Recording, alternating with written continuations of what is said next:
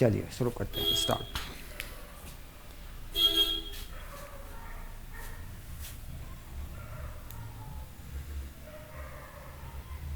Current electricity. तो सबसे पहला बेसिक कंसेप्ट होता है व्हाट इज करंट। तो आपके अकॉर्डिंग अगर मैं करंट बताऊं कि आपके अकॉर्डिंग करंट क्या होता है, तो आप कहेंगे sir D Q by D T, यानी चार्ज ट्रांसफ़र अपॉन टाइम, या फिर delta Q by delta T, ये बोलेंगे आप। हाँ, यही होता है ना। अगर आप बात को आराम से समझेंगे बेटा, मान लीजिए ये बॉम्बई है, बॉम्बे, और ये आपका कलकत्ता है। और यहाँ से यहाँ तक का जो डिस्टेंस है अराउंड, मैं मानता हूँ कि 3000 किलोमीटर है,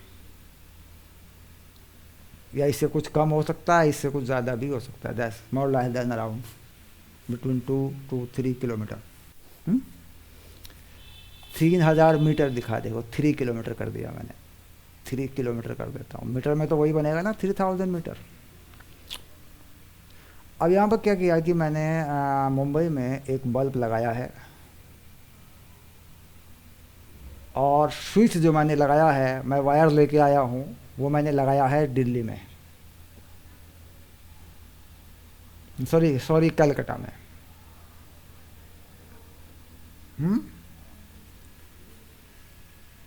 बाकी और कुछ नहीं, कोई वायर कहीं कुछ कनेक्टिविटी नहीं है, कुछ नहीं है, एक सीधी वायर है, और दिल्ली टू मतलब कलकत्ता टू बॉम्बे अटैच है, और स्विच यहाँ पर है।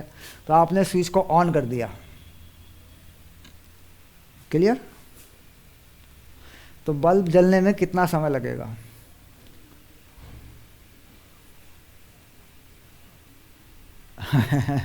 बेटा ये जो है, ये चलेगा speed of light,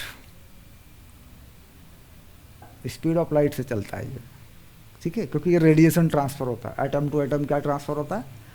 radiation transfer होता है। रेडिएशन बोलते होंगे, फोटोन पढ़ा होगा आपने।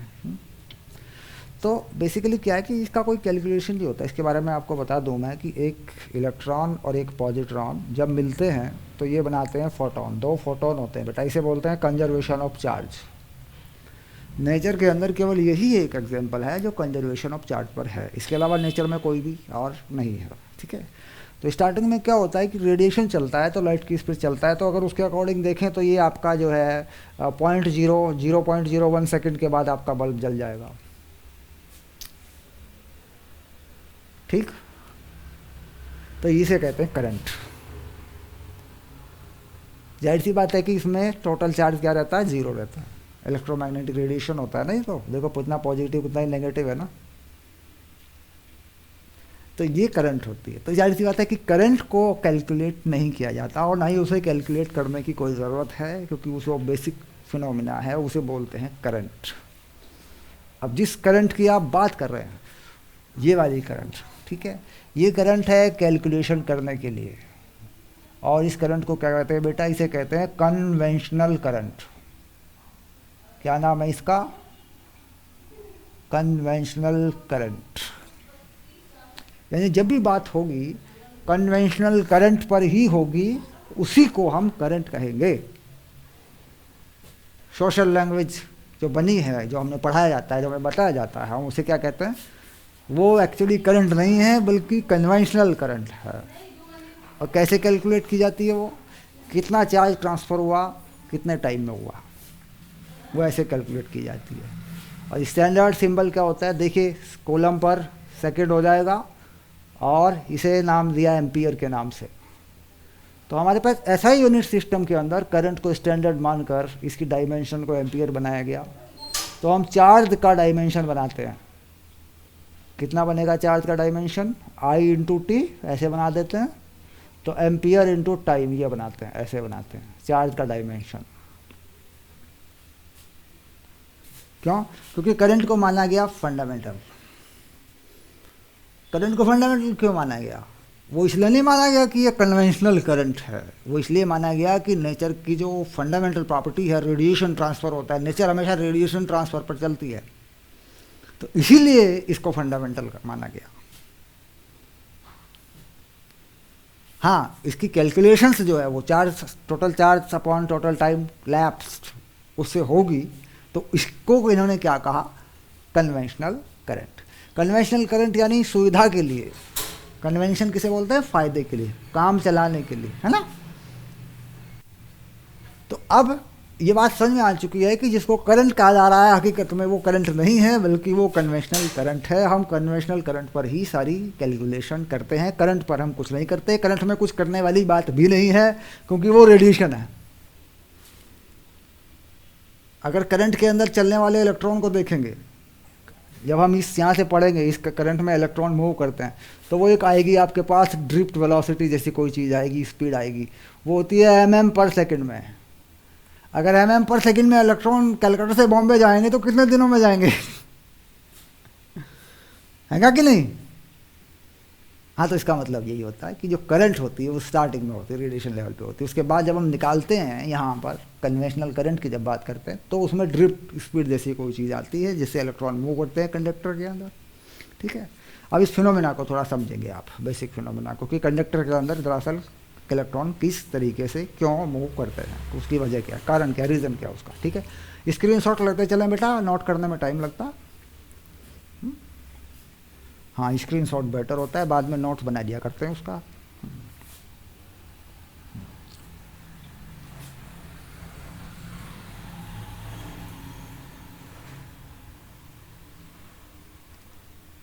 Okay then, sure, next.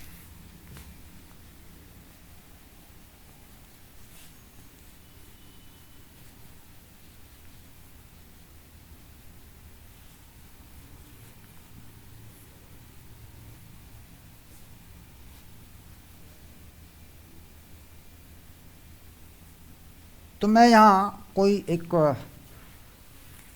Material लेता हूँ, कोई सब्सटेंस लेता हूँ। मैं बाद में कहूँगा ये कंडक्टर है, इंसुलेटर, रजिस्टर है, क्या है, बाद में कहूँगा मैं। सबसे पहले मैं यहाँ पे एक आपका एक कंडक्टर ले लेता हूँ, कुछ ऐसे बना देता हूँ इसको मैं। ऐसे कोई टुकड़ा जैसे मैंने ले लिया, आयरन का टुकड़ा, एल्यूमिनियम का टुकड़ा, या मैंने कॉपर का टुकड़ा ले लिया, ऐसे ले लिया मान लो मैंने, इस ओके, एक पीस है मेरे पास ये। ठीक है, अब होता क्या है कि इसके अंदर जो होता है एटम की पैकिंग होती है, एटम का लेटिस होता है। ये एटम है, मान लीजिए, इसको क्या कहा मैंने, ये एटम है। तो एटम की बाउंड्री में इलेक्ट्रॉन घूमते रहते हैं, आपको पता है ना बेटा, सभी में ऐसा होता है। तो क्या होता है कि एटम की बाउंड्री में घूमने वाले इलेक्ट्रॉन क्या करते हैं कि जब एक एनर्जी लेवल अटेन कर लेते हैं, एक टेम्परेचर पर आ जाते हैं नॉर्मल, तो कुछ इलेक्ट्रॉन क्या होते हैं कि बाहर हो जाते हैं इस लेटिस में घूमने के लिए, खाली जगह में, एटम के बीच में जो जगह है। तो इससे क्या होता है कि कोई इलेक्ट्रॉन मान लीजिए इस एटम से निकल गया, तो इधर से आने वाला इसमें फिट हो गया ऑर्बिट में, फिर वो किसी और की टक्कर से निकल गया, फिर फिट हो गया। तो रैंडमली क्या होता रहता है कि इलेक्ट्रॉन के ऑर्बिट से इलेक्ट्रॉन बाहर निकलता रहता है, उसमें आता रहता है, निकलता रहता है, आता रहता है। तो कुछ फ्री इलेक्ट्रॉन्स का नंबर हमेशा बना रहता है। वो इलेक्ट्रॉन कैसे रहते हैं, फ्री रहते हैं। लेकिन ये नहीं है कि कोई पर्टिकुलर इलेक्ट्रॉन है, मान लीजिए मैं किसी इलेक्ट्रॉन का नाम लिख दूं रवि, तो मैं ये कह दूं कि रवि एक फ्री इलेक्ट्रॉन है और पूरे कंडक्टर में रवि फ्री रहेगा, नहीं, ऐसी बात नहीं है। कभी कभी क्या होगा, रवि ऑर्बिट में भी होगा, कभी कभी रवि फ्री भी होगा। बात समझ रहे हैं। तो कंडक्टर किसे कहा गया कि जिसमें फ्री इलेक्ट्रॉन का नंबर सफिशिएंट हो। ठीक, तो कंडक्टर में जो नंबर डेंसिटी होती है, नंबर डेंसिटी को समझेंगे बेटा, number of electrons per unit volume, यानी वॉल्यूम कितना है, इसे कह देते हैं स्मॉल एन। तो ये रहती है 10⁻28 क्यूबिक मीटर, ये नंबर डेंसिटी रहती है अप्रॉक्सीमेट। लेकिन आप ये देखिए कि एक क्यूबिक मीटर बहुत बड़ी चीज़ होती है। एक क्यूबिक मीटर का मतलब होता है 1000 लीटर पानी का टैंक। आपके घर में टैंक लगे होंगे, ऊपर पानी वाला टैंक तो लगा होगा ना।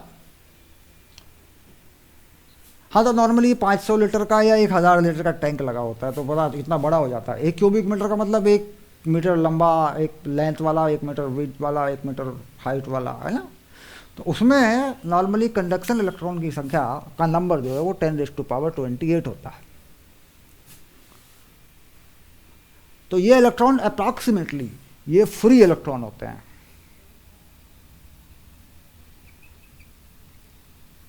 क्लियर? अब इसमें क्या होता है कि जब हम ट्रांसफ़र की बात करते हैं, हम कहते हैं कि नहीं इधर से इलेक्ट्रॉन इधर को ट्रांसफ़र होगा, ये जो इलेक्ट्रॉन है ये ट्रांसफ़र होने हैं, यानी कि जभी तो इसमें करंट चलेगा। भाई इसके अपने इलेक्ट्रॉन को अगर मैं शिफ्ट ना करूं तो पीछे से इलेक्ट्रॉन, मैंने यहाँ से इलेक्ट्रॉन दिया, मान लीजिए मैंने यहाँ से कुछ इलेक्ट्रॉन दिए, सपोज मैंने ये 2 इलेक्ट्रॉन इसमें डाले हैं किसी तरीके से भी, तो ये 2 इलेक्ट्रॉन क्या करेंगे, इन घूमने वाले इलेक्ट्रॉन को रिपेल करेंगे, आगे की तरफ फोर्स लगाएंगे इन पे। तो इसके अपने इलेक्ट्रॉन आगे बढ़ते जाएंगे और ये इलेक्ट्रॉन कहीं ना कहीं फ्री होते जाएंगे या ऑर्बिट में सेट होते जाएंगे। चलेगा ना ऐसा? जहाँ जहाँ इनको मौका मिलता जाएगा ऑर्बिट में होंगे या फ्री होंगे। और पीछे से फोर्स डाला हुआ है मैंने, तो बाई फोर्स ये इनको, ये जो इलेक्ट्रॉन्स हैं जो पहले घूम रहे थे, चल रहे थे, उसमें रैंडमली मूव कर रहे थे, ये सरकने लगेंगे आगे की तरफ। तो फिर इस तरफ से ये मैं 2 इलेक्ट्रॉन निकाल लेता हूँ ऐसे, यानी जितने इलेक्ट्रॉन मैंने दिए हैं उतने ही बाहर आएंगे इधर से, क्योंकि इसका अपना नंबर क्या होता है, फिक्स रहता है, क्योंकि वो इसमें गिनती है, नंबर ऑफ एटम के साथ ही तो इलेक्ट्रॉन अवेलेबल है ना। क्योंकि अगर वो सारे इलेक्ट्रॉन हमेशा के लिए फ्री होते तो मैं 2 डाल के 4 निकाल लेता, मैं 2 डाल लेता 4 निकाल लेता, हो जाता ना ऐसा। लेकिन 2 मैं अगर इसमें डालूंगा तो मुझे कितने मिलेंगे, 2 ही मिलेंगे। तो इसका मतलब यह है कि जो पर्टिकुलर इलेक्ट्रॉन है, कोई एक इलेक्ट्रॉन है, वो हमेशा फ्री नहीं है, वो फ्री है, फिर एटम के ऑर्बिट में, फिर फ्री है एटम के ऑर्बिट में। तो ये एक प्रोसेस है। तो जब जब इलेक्ट्रॉन को मौका मिलता है, एनर्जी मिलती है, तो फ्री हो जाता है। तो इसका मतलब सिंपल हो जाता है कि अगर मैं 2 इलेक्ट्रॉन की एंट्री दूंगा तो मुझे 2 ही मिलेंगे। अगर 100% वो फ्री होते, ऑलवेज फ्री ही होते, तो 2 से मुझे 10 मिल जाते, क्या दिक्कत है? तो बात समझ में आ रही हो गई है? हाँ, तो इसका मतलब ये होता है कि जो फ्री इलेक्ट्रॉन्स है, दैट इज कि वो रेंडमाइज फ्री इलेक्ट्रॉन है, वो अवेलेबल है। लेकिन इसका मतलब ये नहीं है कि जितने फ्री इलेक्ट्रॉन्स हैं हम उनकी संख्या में, उनके नंबर में कमी कर देंगे और पीछे से फोर्स डाल के ज़्यादा निकाल लेंगे, इसमें से नहीं।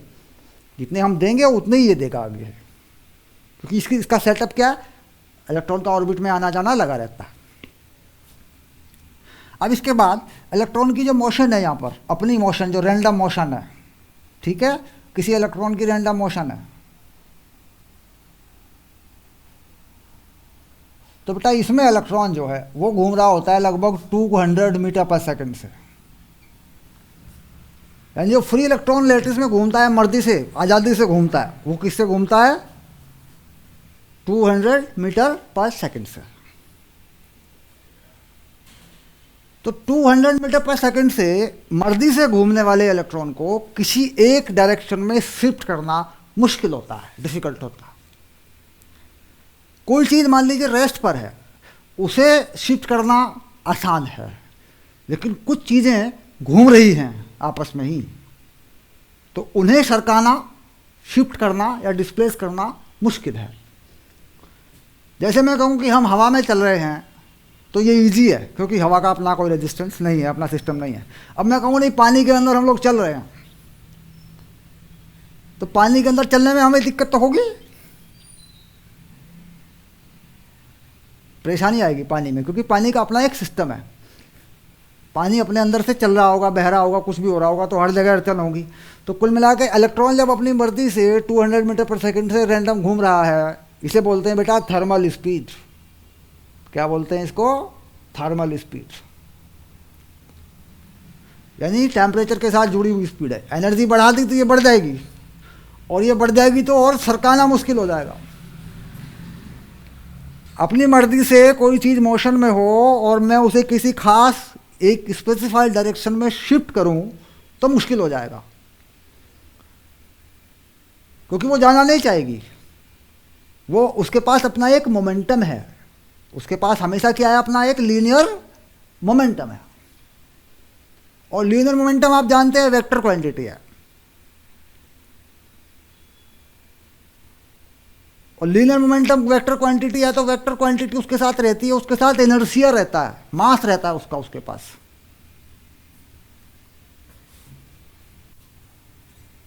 आप देखिए कि मान लीजिए कोई व्यक्ति आपके पास से 5 मीटर पर सेकंड से दौड़ता हुआ आता है। कितने मीटर से आता है बेटा?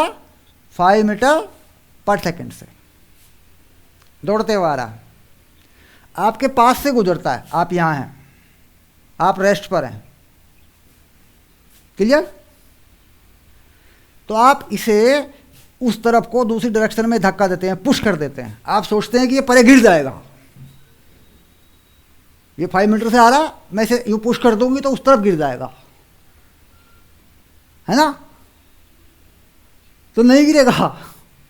क्यों? क्योंकि इस पे आगे की डायरेक्शन में एक मोमेंटम है। अब यही व्यक्ति अगर खड़ा हो जाए रेस्ट पे आपके पास, ऐसे रेस्ट पे आ जाए यही व्यक्ति, तो खड़े व्यक्ति को आप धक्का दे देंगे हल्का सा भी तो उस तरफ आगे की तरफ गिरेगा, झुकेगा आगे की तरफ। क्यों? क्योंकि उसके पास मोमेंटम नहीं है।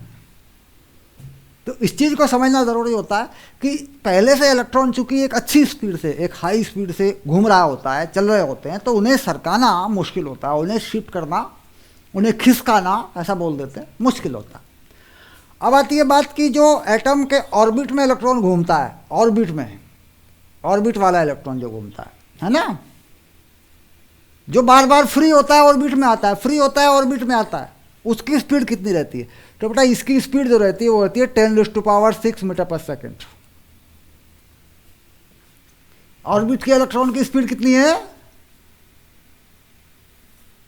10⁻⁶ मीटर पर सेकेंड के आसपास होती है। ये पढ़ेंगे आप जब एटम पढ़ेंगे, जब आप पढ़ेंगे केमिस्ट्री में भी एटम में ये बात कहीं कहीं आ जाती है जब एटम एटॉमिक स्ट्रक्चर पढ़ते हैं। तो इसका मतलब 10⁻⁶ मीटर पर सेकेंड वाले को तो सरकाया ही नहीं जा सकता, वो तो एटम के अंदर बॉन्डेड है ना। लेकिन जब वो फ्री हुआ तो उसने कितनी स्पीड फाइंड आउट करी? 200। तो 200 वाले को सरकाया जा सकता है बाई फोर्स, चलते चलते सरकाया जा सकता है, ठीक है। अब उसमें क्या होता है कि वो शिफ्ट कैसे होता है, तो उसके लिए हमारे पास एक एक्सप्रेशन होता है, हम उसे बना लेते हैं ड्रिफ्ट वेलोसिटी के नाम से, ये बना लेते हैं। तो हम देख लेते हैं कि उसमें कौन सी फोर्स लगेगी, कैसे काम करेगी, वो चलता हुआ इलेक्ट्रॉन पर्टिकुलर डायरेक्शन में कैसे शिफ्ट होगा। ओके, आगे चलें? हाँ, स्क्रीनशॉट ले लें, ठीक है, आगे चलें। तो कौन सी स्पीड कहाँ होती है, जब आप स्क्रीनशॉट को देखेंगे तो आपको आइडिया हो जाएगा। फिर इसके बाद पता चलेगा कि वो जो ड्रिफ्ट वेलोसिटी है या ड्रिफ्ट स्पीड है वो क्या चीज़ होती है।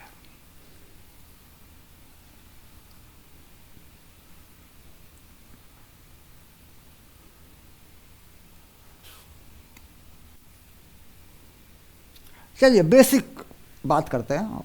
तो हमने करंट के बारे में जाना, तो करंट का एवरेज वैल्यू कितना होता है? Total charge upon total time lapsed. किसी कंडक्टर के अंदर जो इलेक्ट्रॉन्स हैं उसमें से कितने इलेक्ट्रॉन चले गए, पार हो गए, क्रॉस कर गए उसको, और कितने टाइम में कर गए, ये हो जाती है करंट, कन्वेंशनल करंट, यानी इसी को तो करंट कहेंगे। ये होती है एवरेज वैल्यू। और अगर मैं पर्टिकुलर टाइम पे मांगूं तो ये हो जाती है, चार्ज को कैपिटल में ही लिख दूँ अगर dQ/dt, डिफ्रेंशिएशन कर दूँ बेटा तो ये होती है इंस्टेंटेनियस वैल्यू।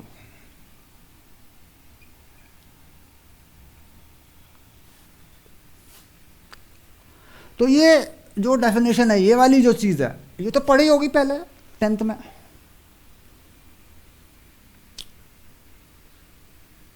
ये वाली चीज़ होती है सीनियर लेवल पे, यानी जब 11th-12th में तुम आते हो तो ये चीज़ आ जाती है। ये उसमें भी आती है जब मोशन पढ़ते हो ना, तो डिस्प्लेसमेंट अपॉन टाइम में डिफरेंशिएशन जैसी चीज़ आ जाती है, इंटीग्रेशन जैसी चीज़ आ जाती है।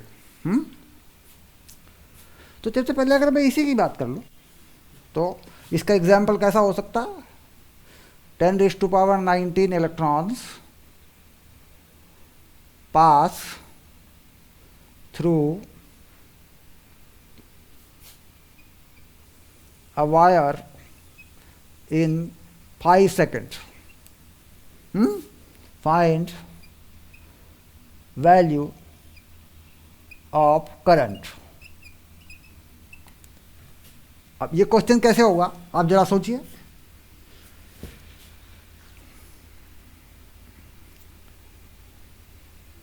वीडियो ऑडियो क्लियर है बेटा? ओके, तो जूम भी कर लेते हैं, कई बार देख लेते हैं, जूम करके बड़ा करके देख लेते हैं. आप पीसी पे देखते हैं कि मोबाइल पे देखते हैं? अच्छा कोई बात नहीं, ठीक हो जाएगा बेटा. थोड़ा खींच के देख लेते हैं क्या लिखा हुआ है, फिर छोटा कर लेते हैं उसको. तो इसमें क्या करना है हमें कि 10⁻19 इलेक्ट्रॉन जो है वो एक 5 सेकंड में पास हो जाते हैं किसी वायर में से. तो हम देखते हैं कि चार्ज कितना पास होता है, यानी डेल्टा क्यू कितना पास होता है. तो बेटा कितना होता है, ये एन नहीं होता. कितने इलेक्ट्रॉन्स हैं? 10⁻19. ये किसी वायर में से पास हो गए.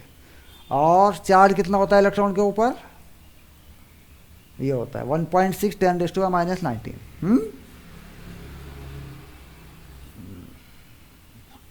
तो बेटा ये आ गया आपको तुम्हारा, कितना आ गया ये एन ई. और उसके बाद तो टाइम से तुमने डिवाइड कर लिया इसको. अब ये देखो, ये तो कट गया नंबर. तो चार्ज कितना होगा तुम्हारा? 1.6 कूलम हो गया. हाँ, यही बनेगा ना. अच्छा, अब टाइम बाई 5 कर देंगे. Very good. तो कितना आ गया? 5 या 15, 5 दूनी 10, 3 2. ऐसे हो रहा है, ये हो रहा है, या इससे पीछे हो रही है, डेसिमल पीछे जा रहा है. ठीक है, 0.32 होगा क्योंकि 1 है. ओके, ठीक है. तो ये एम्पियर में करंट आ गई तुम्हारी. क्लियर? यानी नंबर ऑफ इलेक्ट्रॉन से जुड़ी हुई चीज़ है. नंबर ऑफ इलेक्ट्रॉन्स है, टोटल चार्ज है, तो वो उसको टाइम से डिवाइड कर लेंगे आप. ठीक है. तो ये तो सिंपल मैटर है. ये तो आप क्वांटाइजेशन ऑफ चार्ज में भी पढ़ लिया करते थे कि जो है हमारे पास क्या होता है, इलेक्ट्रॉन फ्लो करते हैं तो NE/T हो जाता है. चार्ज क्या होता है? NE, Q = NE. तो इलेक्ट्रॉन के नंबर पर अगर कहीं बात पूछी जाती है तो दैट इज नॉट कि वो कोई डिफ़िकल्ट प्रॉब्लम नहीं है, आसानी से सॉल्व हो जाता है वो मामला. इसका स्क्रीनशॉट ले ले बेटा. शाबाश.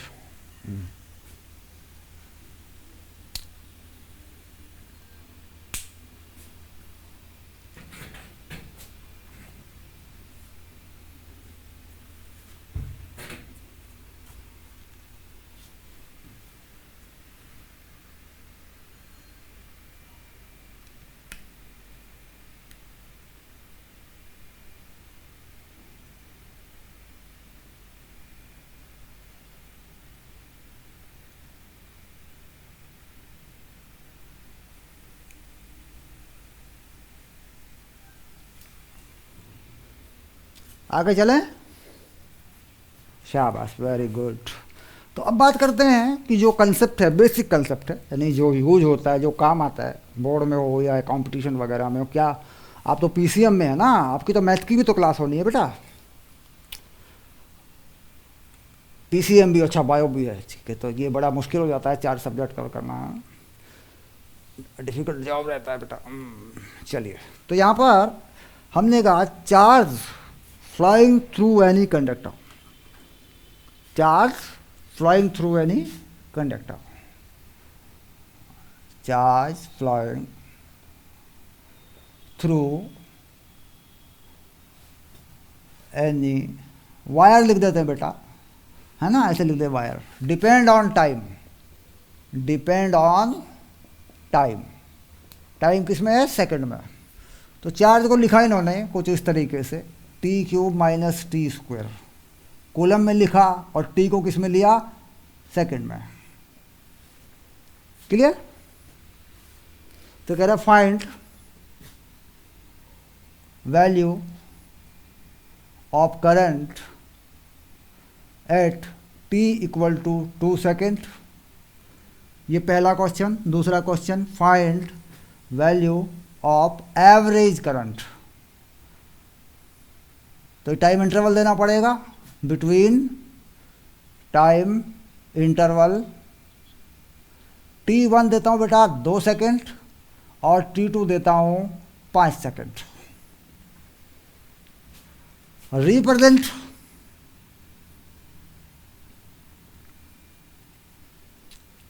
This value on graph. कैसा ग्राफ है? Q और T के ग्राफ पे इसको दिखाना है, रफली दिखाना है, ये रफली दिखाना है बस आपको, मतलब कहाँ कैसे इंडिकेट करते हैं इसको।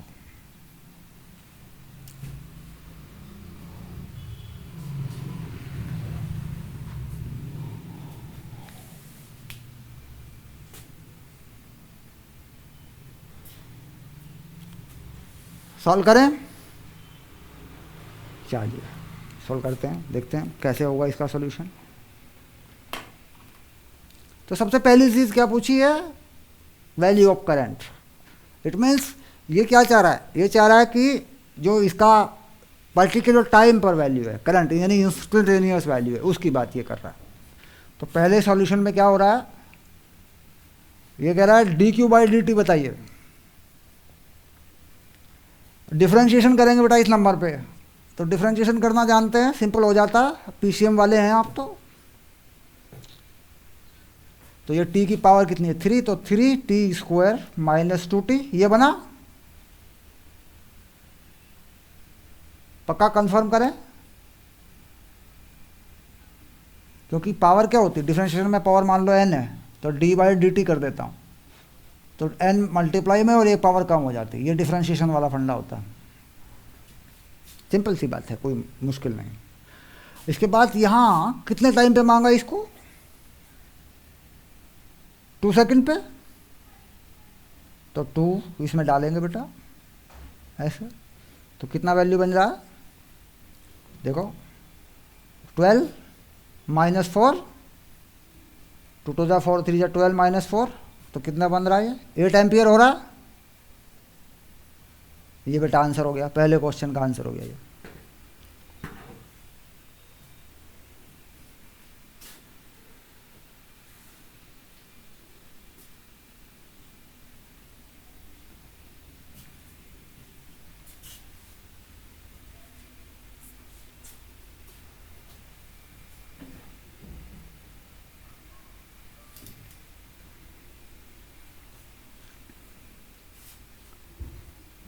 सेकंड क्वेश्चन पर चलें, इसमें कोई डाउट तो नहीं आया?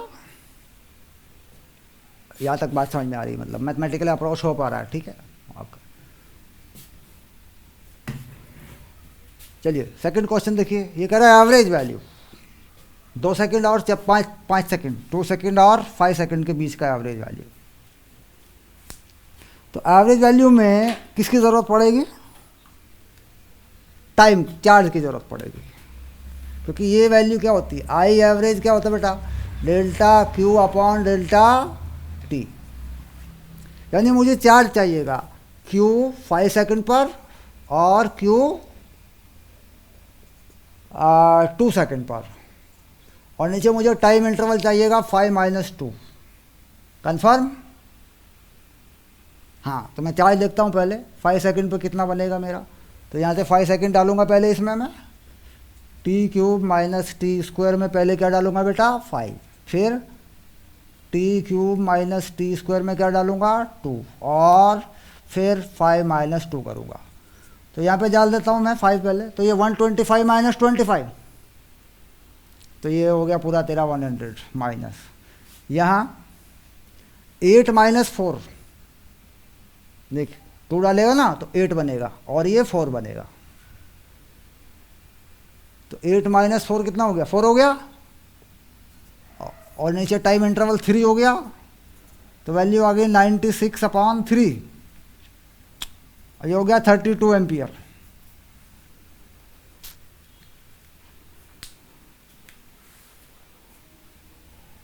तो कर पा रहे हैं? एवरेज वैल्यू को समझ में आ रहा है?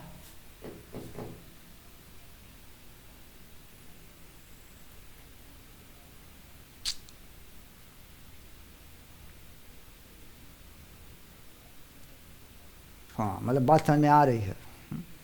अच्छा, 11th का फिजिक्स कैसे पढ़ा बेटा? मतलब कैसे किया करते थे? कहीं कोई ऑनलाइन ज्वाइन किया था, कोई ग्रुप ट्यूशन था आसपास, खुद से किया था?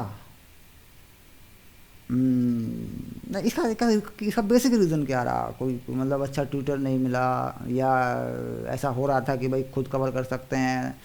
क्योंकि एनसीईआरटी का पैटर्न है, तो एनसीईआरटी को लोग कम ही छेड़ते हैं। तो आपने एनसीईआरटी पढ़ी है 11th की? अच्छा अच्छा अच्छा, तो अपने दम पे पास हुए हैं 11th में? हाँ हाँ, very good. Okay okay okay, ठीक है ठीक है, बहुत अच्छी बात है, बहुत अच्छी बात है। हम्म।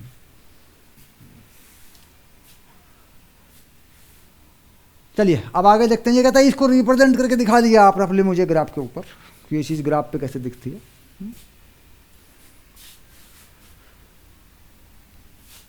तो इसको तो हटा देते बेटा, शॉर्ट ले लें आप, शॉर्ट कर ले अपना। Okay done, sure. तो ग्राफ के ऊपर रिप्रेजेंट करके दिखा देते हैं। तो मैंने कहा रफली दिखाइए, क्योंकि एक्यूरेट ग्राफ क्या, चार्ज और इसका टाइम का ग्राफ बन रहा है मान लीजिए, तो ये तो एक अलग चीज़ हो जाती है। ये देखिए ऐसे बनता है। तो ग्राफ तो 0 0 वाला है बेटा, ये ऐसे यूँ घूम जाएगा ग्राफ, इधर से आएगा यूँ घूम जाएगा। तो 0 पे तो देखो 0 ही हो रहा है ना, उसके बाद वैल्यू बढ़ेगी तो ये बढ़ती हुई वैल्यू चली जाएगी, क्योंकि ये जो वैल्यू है क्यूब, अगर ये वैल्यू 1 से कम रहेगी तो 1/8 हो गया मान लो, या 1/4 हो गया, तो वैल्यू नेगेटिव में जाएगी पहले कुछ 1 तक, उसके बाद पॉजिटिव की तरफ बढ़ जाएगा। तो यानी कि अगर 1 तक देखूं तो ठीक है, बात समझ में आ रही है मेरी, उसके बाद ये पॉजिटिव की तरफ बढ़ जाएगा, ऐसा हो जाएगा। ये रफली बनाना है, तो नॉट कैसे भी बना दें, उसमें रफली दिखाना है। तो कुल मिला के कहा एवरेज दिखाइए। तो एवरेज दिखाने का मतलब ये हो गया कि 2 से 5, अगर मैं कहूँ ये 2 है और ये कहूँ 5 है, ये टाइम है बेटा और ये चार्ज है। तो एवरेज क्या होता है? एवरेज ये होता है कि ये तो हो गया तेरा डेल्टा क्यू और ये हो गया तेरा डेल्टा टी। तो इस ट्रायंगल का जो स्लॉप होता है थीटा, ये tan थीटा एवरेज में पूरा ट्रायंगल यानी इंटरवल लगा के, ये होता है delta Q by delta T. Okay. अब इसके बाद बात करता हूँ मैं इंस्टेंटेनियस, यानी किसी पर्टिकुलर टाइम पे। तो पर्टिकुलर टाइम मान लीजिए 2 सेकंड है, यहाँ पे क्या लिखा मैंने? 2 सेकंड लिखा। तो 2 सेकंड के ऊपर जो टेंजेंट बनेगी वो बताएगी बेटा। 2 सेकंड पर टेंजेंट बनेगी तो कुछ ऐसी बनेगी ना, क्योंकि वो तो बढ़ रहा है ना ऊपर की तरफ ऐसे, यहाँ पे तो आके कुछ और बन जाएगी, ऐसे बन जाएगी। तो ग्राफ के ऊपर जो टेंजेंट बनेगी 2 सेकंड पे वो ऐसे बनेगी। दोबारा बना देता हूँ, ये ग्राफ ऐसे बनाया और यहाँ 2 सेकंड टाइम है, तो 2 सेकंड पे जो टेंजेंट बनती है ये वाली टेंजेंट, इस टेंजेंट का जो स्लॉप होता है थीटा 2 सेकंड के ऊपर, t इक्वल टू कितना है? 2। तो टेंजेंट तो देखी होगी आपने, पैराबोला वगैरह पे बनाई होगी कर्व के ऊपर। तो स्लॉप ऑफ टेंजेंट वो क्या बताता है? वो उस पर्टिकुलर टाइम पे बता देता है। ठीक, यानी टाइम एक्सिस ये रहा, इसको एक्स एक्सिस की तरफ मान लें, और ये चार्ज रहा। ठीक, तो स्लॉप ऑफ टेंजेंट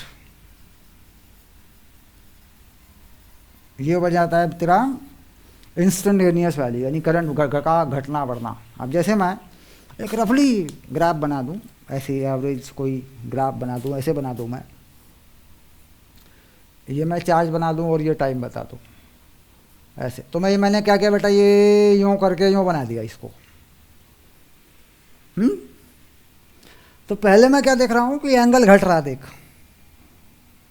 घट रहा है ना, तो कम हो गया। देखो यहाँ जाके 0 भी हो गया। तो यहाँ पे कहूँ मैं कि कोई करंट है I1, यहाँ पे कहूँ कि I2 है। सिर्फ वैल्यू की बात हो रही है, प्लस माइनस की बात नहीं हो रही, क्योंकि यहाँ पे नेगेटिव आ जाएगा। फिर यहाँ पे भी 0 हो रहा है एक बार को,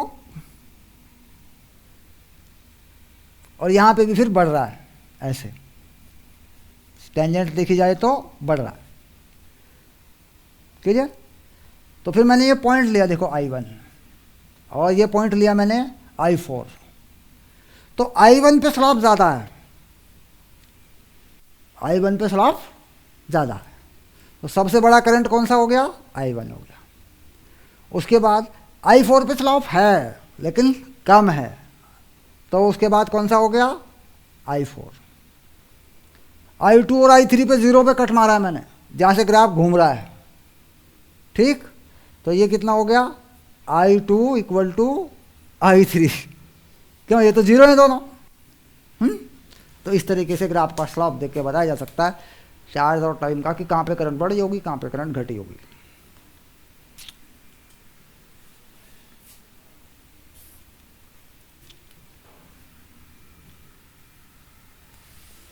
तो ये जो बेसिक है variation of charge with time, ये कहाँ कहाँ काम आता है, करंट, इलेक्ट्रिसिटी, इलेक्ट्रोमैग्नेटिक इंडक्शन और एसी। ऑल्टरनेटिंग करंट का एक चैप्टर है, उसमें इलेक्ट्रोमैग्नेटिक वेव, जहाँ जहाँ भी इलेक्ट्रोमैग्नेटिज्म यूज होगा वहाँ वहाँ ये चीज़ तेरे काम आएगी।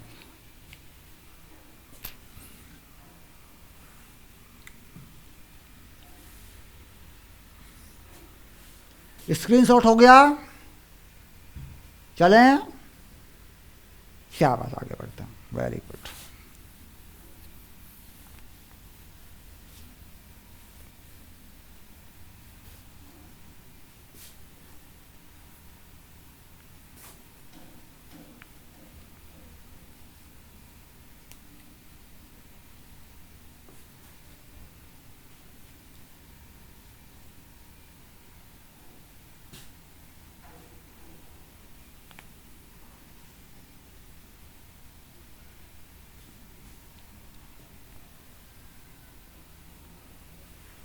यहाँ पे मामले को बदल दिया, charge versus time graph is shown in figure.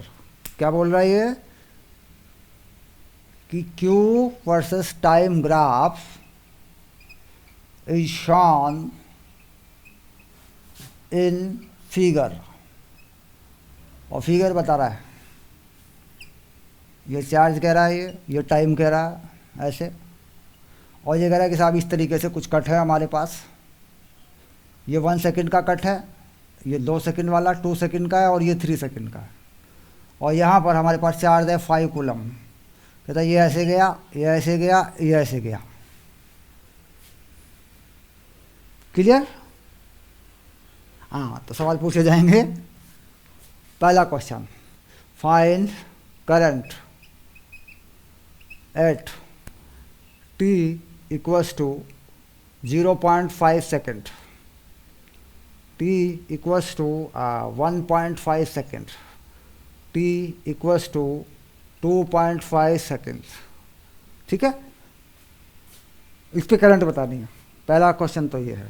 उसके बाद second, find average value of current between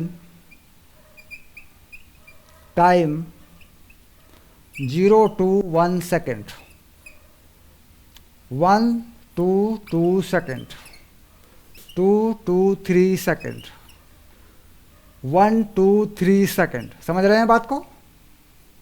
हाँ, तो अब ना खुद का दिमाग लगा के सोच, माइंड लगा, क्या करूं, क्या करना है।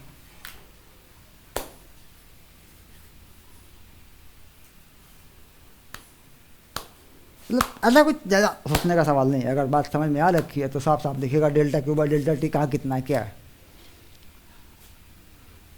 जहाँ पर वो बदल रहा होगा वहाँ की तो बात अलग होगी, लेकिन ऐसे ग्राफ पे बदलने वाला तो पूछा ही नहीं जाता। या तो सीधा ही स्ट्रेट लाइन वाला ही पूछा जाएगा, या फिर वो होगी ही नहीं। स्ट्रेट लाइन का पार्ट होता है ना ये तो, क्योंकि स्लॉप सीधे सीधे दिख जाए तो वो स्ट्रेट लाइन है, क्योंकि कर्व का स्लॉप सीधे सीधे दिखता नहीं है, उसका इक्वेशन बनाना पड़ता है। इसे अभी हमने चार्ज का एक इक्वेशन बना के दिया था, तो उस इक्वेशन से तो निकल सकता है, लेकिन ग्राफ से नहीं निकलेगा। कोई भी रैंडम ग्राफ बना दो तो वैल्यू तो नहीं मिलेगी ना। हाँ, कम ज़्यादा मिल जाएगी, कंपेयर तो कर सकता हूँ मैं, लेकिन वैल्यू नहीं मिलेगी। तो वैल्यू के लिए ऐसा ही होता है, स्ट्रेट लाइन का पार्ट होता है।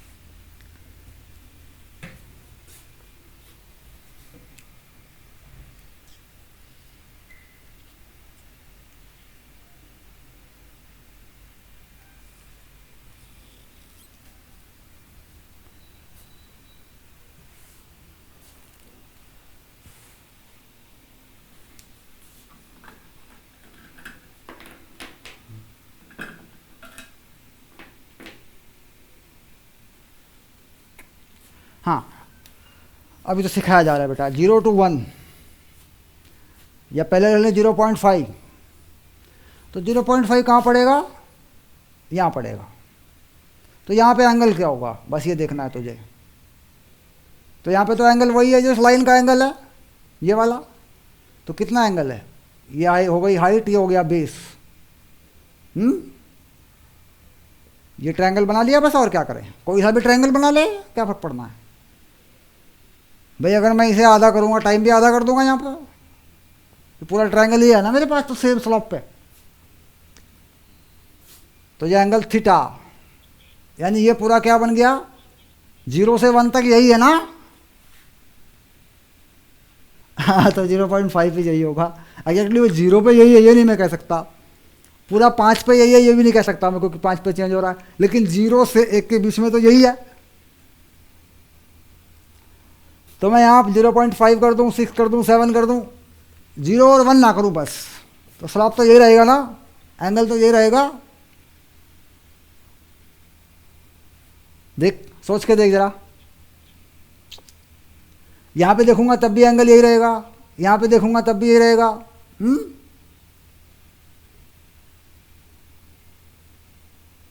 तो इस एंगल को निकालने का तरीका क्या है, ग्राफ का डाटा है। ग्राफ का डाटा मैंने दे रखा है कि 1 सेकंड पे 5 कूलम ट्रांसफ़र हो चुका है। 0 से 1 सेकंड के बीच में 5 कूलम का चार्ज ट्रांसफ़र होता रहा, हो गया, चल रहा है। तो करंट कितना आ रहा है यहाँ पे, 2.5 पे कितना आ रहा है, वही है जो यहाँ है, यहाँ है, यहाँ है, हर जगह वही है, 0 से 1 के बीच में। तो 5/1 हो गया, यही एंगल बनेगा, यही एंगल बनेगा इस ट्रायंगल में। यहाँ पे क्या बना बेटा, कोई एंगल नहीं बना, चार्ज हुआ ही नहीं ट्रांसफ़र। टाइम कितना है, 1 सेकंड है ना। 1 to 2 कितना टाइम है, 1 सेकंड का है, लेकिन चार्ज ट्रांसफ़र तो नहीं हुआ ना, तो 0 आ गया। ले, यहाँ पे कितना आ रहा है,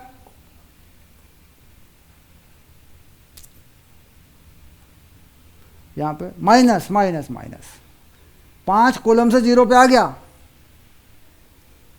तो 0 - 5 हुआ ना। हाँ, तो फिर -5 एम्पियर ऐसे लिखेंगे, क्योंकि ग्राफ पे तो बताना पड़ेगा प्लस का है कि माइनस का है। हाँ, यानी उल्टी डायरेक्शन में करंट चली। पहले 5 कूलम चार्ज ट्रांसफर इधर को कर दिया, फिर इधर को कर दिया, और बीच में 1 सेकंड तक कुछ नहीं किया।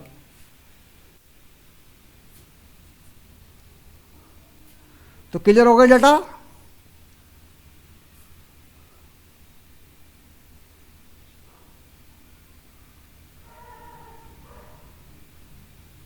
बात क्लियर हो रही है कि भाई स्लॉप देखा, वो वही है, कांस्टेंट है स्ट्रेट लाइन में, तो उतना ही एवरेज आएगा, वही इंस्टेंटेनियस भी आएगा। अब एवरेज की बात कर, 0 से 1 सेकंड कितना है, कितना चार्ज ट्रांसफ़र हुआ है, 5 कूलम 1, 5 एम्पियर ही आ गया। 2 से 3 कुछ नहीं हुआ, 0/1 0 ही हो गया। सेकंड वाले में, इस वाले में 1 से 3 कितना चार्ज ट्रांसफ़र हुआ है, 1 से 3 कुछ नहीं हुआ, 0 से 0 पे आ गया, तो 0 ही आ गया, ये तो ठीक। और अगर 2 to 3 पूछा तो यहाँ कितना आ गया, 2 to 3, यहाँ -5/1 आ गया।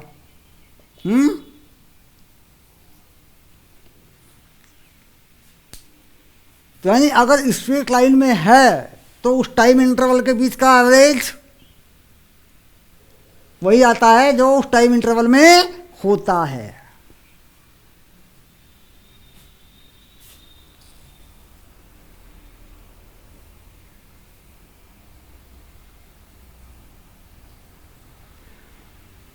अगर हम ये कहें कि 0 सेकंड पे बताइए कितना करंट है, तो मालूम नहीं है, डिफाइन नहीं होता। मैं 5 पे कहूँ, 1 सेकंड पे कहूँ तो नहीं, पता नहीं चलेगा, 1 सेकंड पे डिफाइन नहीं है। इंस्टेंटेनियस वैल्यू जहाँ जहाँ ग्राफ शुरू होता है, बदलता है, वहाँ पे डिफाइन नहीं होती, वो वहाँ डिफाइन होती है जहाँ ग्राफ डिफाइन हो जाता है। तो ग्राफ डिफाइन हुआ यहाँ पे डिफाइन हो जाएगी, यहाँ पे डिफाइन हो जाएगी, यहाँ पे डिफाइन हो जाएगी। तो यानी 0 पर नहीं, 1 पर नहीं, 2 पर नहीं, 3 पर नहीं, इनके बीच में कहीं भी डिफाइन हो जाएगी। और हाँ, इनके बीच के एवरेज वही निकलेंगे जो कि बीच में है। अब कोई चीज़ मान लीजिए 10 मीटर पर सेकंड से एक ही डायरेक्शन में जा रही है, 10 मीटर पर सेकंड से कोई चीज़ एक ही डायरेक्शन में जा रहा है, कुछ एनी व्हीकल, तो उसका तो वही इंस्टेंटेनियस है, वही इसका एवरेज है।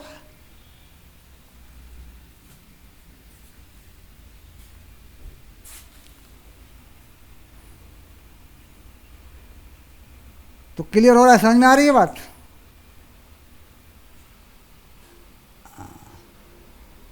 तो एक्चुअली आपके पास क्या है कि मैथमेटिकल सपोर्ट है। आप जो है मैथ के स्टूडेंट हैं तो आपके पास मैथमेटिकल सपोर्ट है, तो इसलिए इस सब चीज़ों को समझना मुश्किल है। और टीचर्स क्या करेंगे, स्किप कर देंगे, इसको छोड़ देते हैं टीचर, इन चीज़ों को, बेसिक को छोड़ देता है टीचर। टीचर बेसिक को क्यों छोड़ता है? क्योंकि उसकी वजह होती है, ट्यूशन के टीचर इसलिए छोड़ देते हैं कि बच्चे भाग जाते हैं, समझ में नहीं आता। स्कूल टीचर इसलिए छोड़ देता है कि भीड़ होती है, उसके पास टाइम नहीं होता है, उसको अब भाई आधे टाइम तक तो स्कूल बंद ही रहता है पूरे साल में, तो वो बेचारा क्या बताए, वो बोर्ड पे आएगा, डेफिनेशन देगा, कुछ बोल के अपना चला जाएगा। स्कूल टीचर एनसीईआरटी खोलते हैं क्या, देखा? हाँ हाँ, एनसीईआरटी खोलते हैं तो वैसे एक आध क्वेश्चन वहाँ से करा दिया, बेसिक डेफिनेशन दी और हो गया, चलो जी काम। और ट्यूशन वाले क्या करते हैं, जो डेरिवेशन है उनके रट्टे मरवाते रहते हैं, उन्हीं पे छोटे छोटे मेमोरिकल कराते रहते हैं ताकि याद हो जाए। पिछली बार के बोर्ड एग्जाम का फीस का पेपर देखना, पूरा बदल गया पेपर, पूरा पूरा पूरा पेपर एनालिटिकल है, इतना बढ़िया पेपर है ना वो। मतलब अगर ये कंसेप्ट पूरा बेसिक चलाया जाए, फिजिक्स पे आराम से पढ़ाया जाए, लेकिन मुझे 20-22 साल हो गए पढ़ाते हुए, मेरे पास कंटेंट यही है, स्टैंडर्ड कंटेंट है, तो इतना ईजी पेपर है कि फटाफट फटाफट फटाफट क्वेश्चन हो रहे हैं। 2-2 नंबर पे क्वेश्चन छोटे छोटे बने हुए हैं, न्यूमेरिकल पोटेंशियल पे छोटा सा क्वेश्चन बना हुआ है। तो हमने क्या किया कि छोटे लेवल पे जाकर के, माइक्रो लेवल पे जाकर के छोटे छोटे कंसेप्ट को क्लियर किया ही नहीं, इकट्ठा ही नहीं किया बच्चों के सामने, जोड़ा ही नहीं है। अब यहाँ पे क्या है कि दिल्ली में ये सब नहीं चलता, दिल्ली में ये सब नहीं चलता, दिल्ली में टीचर वही टिकता है जो रियल होता है। 22-23 साल के मेरे करियर में यहाँ पता नहीं 50 कोचिंग सेंटर खुल के चले गए होंगे। ये लगभग 20 किलोमीटर का एरिया है जिसमें हम लोग हैं, और 20-25 टीचर हैं ग्रुप में जो फील्ड में वर्किंग है। पूरी दिल्ली में तो टोटल ब्यूरो वगैरह सब ऑपरेट करते हैं, वो तो एक अलग चीज़ होगी, लेकिन यहाँ इस ईस्टर्न दिल्ली के अंदर कम से कम 20 टीचर ग्रुप में हैं जो ऑपरेट करते हैं। टीचर आते हैं पढ़ाने के लिए, सीखते हैं, हम लोग देते हैं ट्यूशन, भेजते हैं, करते हैं, लेकिन वो डेमो फेल है। अब अगर किसी का डेमो फेल हो रहा है, देखो बात को समझो बेटा, मान लो हमारे पास एक होम ट्यूशन आया,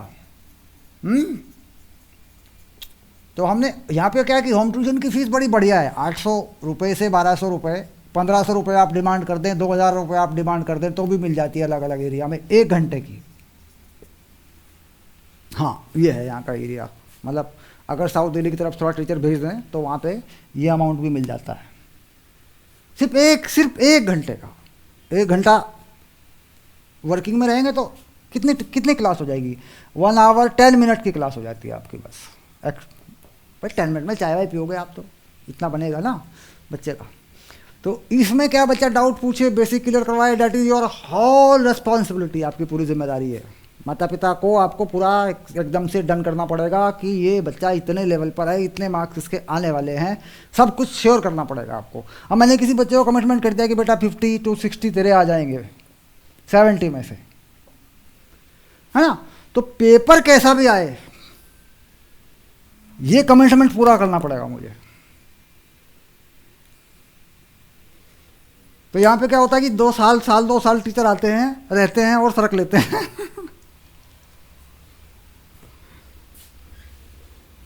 क्योंकि वो सरवाइव नहीं कर पाते। अच्छा, अगर डेमो में टीचर फेल हो गया तो हम उसे ग्रुप में नहीं लाते, हम तो ग्रुप में उससे पढ़वा ही नहीं सकते ना फिर, क्योंकि ग्रुप में तो ग्रुप टूटेगा 100% है। तो ग्रुप में पुराने टीचर हैं, मतलब एटलीस्ट 10 साल से पुराने ही होंगे, मतलब जो टिक गया वही ग्रुप में है।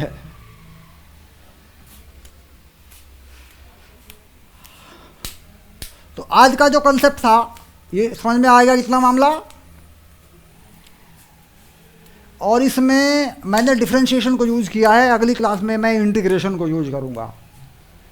और ये बेसिक पूरा करने के बाद मैं करंट इलेक्ट्रिसिटी का पहला डेरिवेशन, जो करंट का पहला डेरिवेशन बनता है एनसीईआरटी बुक के अंदर, क्लियर, फिर वहाँ से आपकी शुरुआत होगी, ठीक है।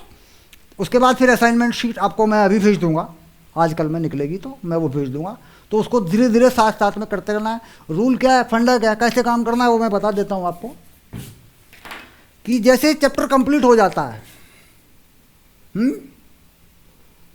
चैप्टर कंप्लीट हो गया मान लो, है ना, तो वो जो होमवर्क शीट होती है फिर वो शुरू हो जाती है। उससे पहले आप उसमें से जितना कर लें आपकी मर्जी है, कोई फ़र्क नहीं पड़ता, उससे मुझे कोई फ़र्क नहीं पड़ता, जितना टाइम आपको मिले आप कर लें। लेकिन ज़रूरी है कि ये जो मैं पढ़ा रहा हूँ ये पढ़ लें आप।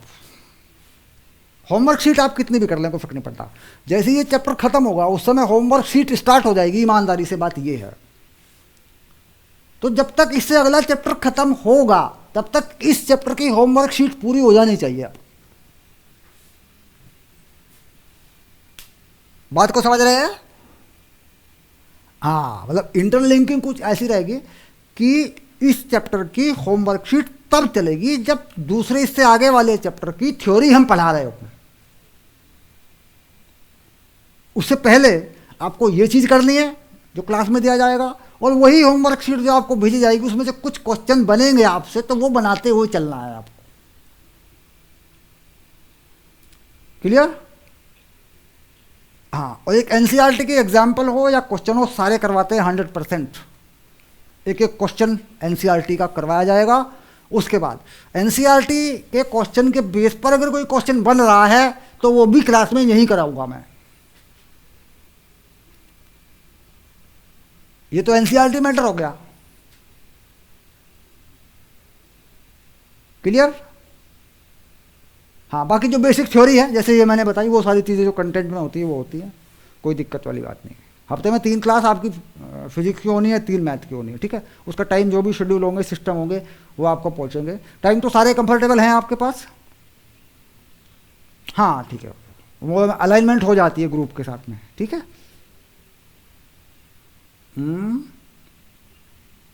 8:30 पे तो सारी क्लासें खत्म हो जाती है बेटा, 5-6 बजे के आसपास होती हैं सब क्लासें। और तो स्कूल से आओगे तो उस टाइम पे क्लासें होती हैं।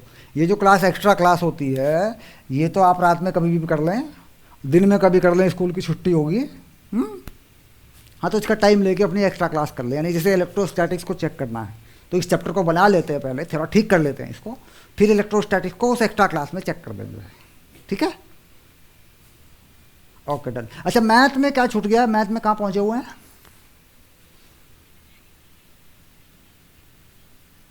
मैथ की पहली बुक कंप्लीट हो चुकी है, सब कुछ कंप्लीट हो गया। यानी मैथ में बिल्कुल हम फ्री हो गए, जो चाहे हम पढ़ सकते हैं, जिस लेवल पे हम चाहे जा सकते हैं, कोई दिक्कत नहीं है। हाँ, तो बस ठीक है, पूरा लेवल खोल दूंगा मैं, जेई मेन, एडवांस एनसीईआरटी सब खोल दूंगा, टोटल कर दूंगा पूरा आपका, ठीक है। क्योंकि एग्जाम तो जेई मेन वाला भी देंगे ना। हाँ, तो बस ठीक है फिर, ठीक है फिर। तो अगर वो एक बार मैथ हो चुका है तो इसका मतलब आप एडवांस लेवल पे मैथमेटिक्स आप कर सकते हैं, ठीक है। बढ़िया मैथमेटिक्स हो जाएगा, कोई दिक्कत नहीं। ठीक है बेटा, अगली क्लास का टाइम सेट कर लेना और अवनीश सर को आप लिंक भेज देना, ठीक है। ओके बेटा, ओके, शाबाश।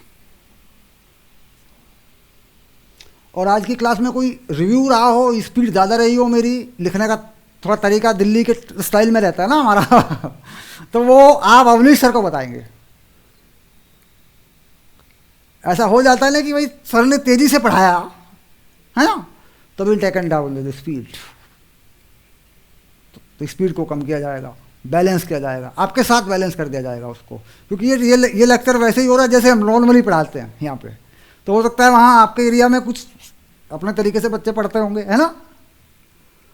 हाँ, तो उसके तरीके से वो रेस्पॉन्स आप बता देंगे वहाँ पे कि तेज़ चला है, अगर रफ्तार ज़्यादा लगी होगी आपकी तो। अगर मॉडरेट लगी तो फिर ऐसा होता है कि 2-3 क्लास में मैच कर जाती है स्पीड। पहली क्लास में क्या होता है कि पहली क्लास में ऐसा लगता है कि यार टीचर कहाँ जा रहा है और कैसे हो क्या रहा है, मतलब चीज़ें आ रही है, कुछ ज़्यादा ही हो रहा है, तेज़ हो रहा है, स्क्रीनशॉट ले लो बेटा, चलो आगे, चलो आगे, तो हो रहा है ना। तो वो क्या है फैक्टर की, वो अगर आपकी समझ में सब कुछ आ गया है फिर कुछ भी करने की ज़रूरत नहीं, फिर तो चलेगा। और अगर ऐसा हुआ कि नहीं, तेज़ी से पढ़ाने की वजह से कुछ चीज़ें छूट रही है मेरी, तो फिर मैं स्पीड को डाउन लूँगा, ठीक है। फिर 15 दिन में, महीने में मैं स्पीड मेंटेन दोबारा से कर लूँगा, एक्सेलरेट कर दूंगा आपको थोड़ा सा, ठीक है। हाँ, तो वो रेस्पॉन्स सर को दे देंगे आप छुट्टी कर लो, कोई इशू नहीं है, नो प्रॉब्लम।